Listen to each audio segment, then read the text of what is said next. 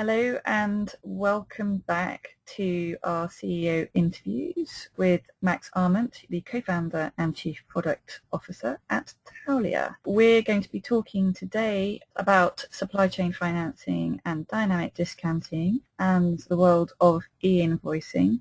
And today's part is looking in particular at the missing piece within the accounts payable process. So Max, let's kick off with what you understand to perhaps still be the missing piece in accounts payable, or has at least been the missing piece in accounts payable up until recent years, recent months.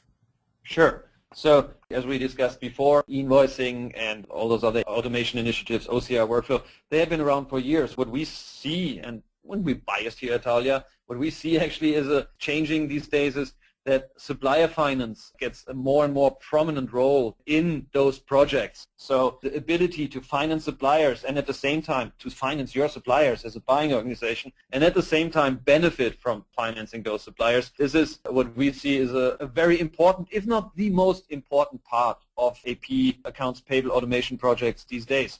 And because if you think about it, what is supplier finance, dynamic discounting, as well as invoicing? It's a numbers game. In order to be successful, in order to have an impact on your organization, it got to be big. It got to be substantial. It doesn't help if you boarded 5 suppliers that do e-invoicing. Sure, if you're large suppliers, you reduce some of your volume, but what you actually want to do is open up such a system, such a solution for all your suppliers, e-invoicing, dynamic discounting, and all the other features around it. And that's what we at Taulia do here. We were the glue between those large corporations, those global 2,000 corporations, and their millions of suppliers. And this is, I think, the missing piece so far, that companies address the entire spend, the entire supply chain of a buying organization. And we at Taulia want to change that and want to make that happen. So where do you think we are in terms of adoption in the market? Are you still, when you sign up clients like John Deere and Coca-Cola and Bell Canada, are they still considered early adopters, even though this model's been around since the days of Sign in kind of 03, 04, and Taulia was founded in 2009? Are these companies still seen as early adopters, or do you feel that this concept is now moving into mainstream? I don't think we're there yet, to be honest. I think, although you're right, the concept is around for 10 years, pretty much. Zine, Tom Glasanos, they did the groundwork. They did a great job. We still feel being out in the field, being on conferences, there's still a lot of education that needs to be done. Everybody knows what e-invoicing is, right? It's, although there are different definitions, but in essence, it's pretty clear to everybody if you talk in AP about e-invoicing. Not so much with dynamic discounting. It gets even more complicated if you open it up for supply chain finance. It's still early, although there's specifically in dynamic discounting, if I would estimate there are perhaps like 200 dynamic discounting projects out there. In supply chain finance, traditional bank supply chain finance, there are roughly 2,000 projects out there. So the concept of supply chain finance is actually a little bit more mainstream, at least in the treasury circles, because 2,000 companies do it already, and pretty much every treasurer at least thought about it. But in dynamic discounting, I think we're still very early. Why do you think that is? Is that because people haven't been educated as much as perhaps you would like them to be on the subject of dynamic discounting, or is it that they are educated but there's some level of resistance? Where is the hurdle? Or what is the hurdle? I think education is the biggest one. Education of what actually dynamic discounting means. And I think many players, again, not only Taulia, there are great other companies out there, obviously. We spend a lot of time and money, quite frankly, in the last 2, 3, 4 years educating the market, and we see the results now. We see the results, so it gets better. It gets better. Dynamic discounting is a topic very often when it comes to RFPs, at least it's mentioned, sometimes it's leading. So that changed. Still not mainstream, I'm not saying that, but it changed. So education is definitely one component, educating the market. I'm not sure if the naming dynamic discounting was very well chosen, because it took really a while to distinguish and differentiate dynamic discounting from traditional discounting. So that was a little bit challenging. But then another problem, and as we see that more in Europe actually, is in corporate treasury departments on the CFO level, we very often see still the push for working capital. Like, don't pay suppliers early, keep onto your cash, push the payment terms out to net 90, to 120 days, whatever it is. So that mindset is still around, holding on to your cash, and do those beautiful things with your cash, right, as a treasurer. So you can invest these millions that you save in working capital, you can invest them in, well, that's the problem, in your savings account, where you make a 1% per year, or in whatever bonds where you don't make anything. So I think there's a little bit of a miseducation in the corporate treasury and finance world of holding on to cash, and you get beautiful things out of it as you got in the 80s, 90s, and the early 2000s. This is no longer the case. So I guess it's, again, education that needs to happen there. Okay. So you were obviously talking about treasury in that earlier answer. I'd be curious to know, who is it now that owns dynamic discounting? So when you, again, work with these clients of yours, Pacific Gas and Electric, Coca-Cola, etc., who is it that typically signs off on the deal and wants this to be hugely successful? Is it the head of treasury? Is it the shared services director? Is it the CFO, finance director? Who is it? Yeah. I think dynamic discounting sell is I think what's in the sales world called a multi-stakeholder sales. One of the most complex one, I guess, because it involves definitely treasury in the sales process. We've got to talk to treasury, got to make sure they're on board. They provide the funds that are needed. And then if you talk supply chain finance as well, treasury is always involved. So treasury has definitely an important role in the sales process.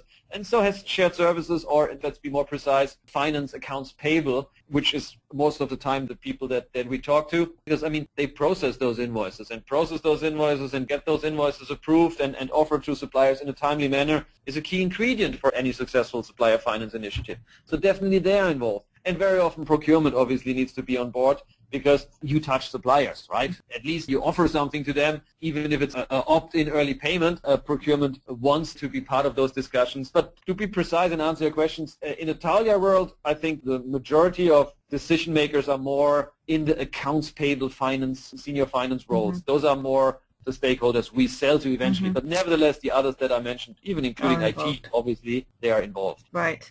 And are you seeing a trend? Because I think something that we're seeing at sharedserviceslink is that these tools, such as an investment made in Thalia, for example, are being owned a bit more by the shared services organisation. So if there's any investment made, that comes out of the shared services budget, and the ROI is owned by the shared services organisation. So I am curious to know, Max, in your experience, whether or not you are just seeing a general trend towards this being, you talked about multi-stakeholders being involved, but this being kind of led by treasury or being led by accounts payable / shared services. Yeah, I would think so. There are exceptions to the rule that, and again, it depends how sophisticated you sell and how much supply chain finance, the traditional bank supply chain finance is involved, because this immediately changes then to a treasury sell. But if we just talk about dynamic discounting, and by the way, Thalia does a little bit more than just dynamic discounting. We build around our supplier finance dynamic discounting offering. We build a complete e-invoicing solution. We build a supplier self-service portal front end, a supplier information management system. So we build all that around dynamic discounting, which then makes it an even more complex sales process, because then you definitely got to talk to procurement and accounts payable.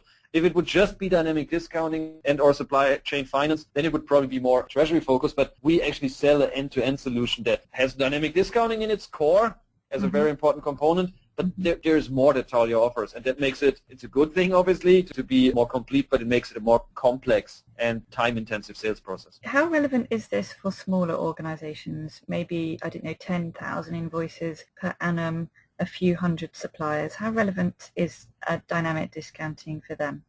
Right now, most organizations, including Thalia, we focus more on let's say the global 2,000, the global 5,000, because there's a certain element of cost to install such a solution, right? To implement it, to get it up and running, because most of those organizations run today on-premise ERP systems, SAP, Oracle, PeopleSoft, and there's cost on both sides. Both parties have costs in getting those systems integrated with the supplier finance / P2P solution, right? Really implementation costs, internal costs, and this makes it necessary to focus on larger organizations. But I mean, we see a substantial shift in the last 2-3 years already, that many organizations actually move away from on-premise systems like the big SAPs and Oracles and go to NetSuite, go to Workday, and to other cloud-based SaaS solutions for ERP solutions.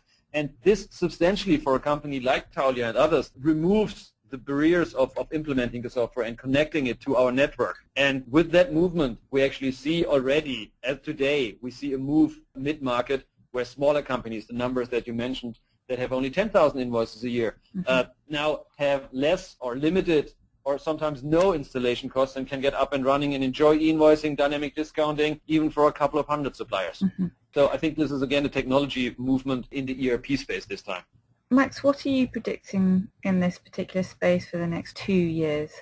One thing that I'm pretty sure will happen, that the imbalance between supplier financing rates today, factoring, let's name it, and corporate return rates, that will be equalized over the next couple of years, over the next 2-3 years. So whether it be dynamic discounting, supply chain finance, or other creative ways of getting companies together, suppliers and their buying organizations, I think the imbalance will be equalized. It will be more fair to both parties, and we can see that happening. Again, even factoring will be cheaper because it's got to follow that trend. Factoring will be supported by technology as well. So even if there is no buying organization that either backs a payment or does the payment, traditional factoring combined with big data will actually make those rates more attractive for suppliers as well. So Max Arment, thank you very much indeed. We will be speaking with Max next week in part 3, where we'll be looking at the role of banks in the space of supply chain financing and how Taulia actually partners with banks. Thank you very much and goodbye.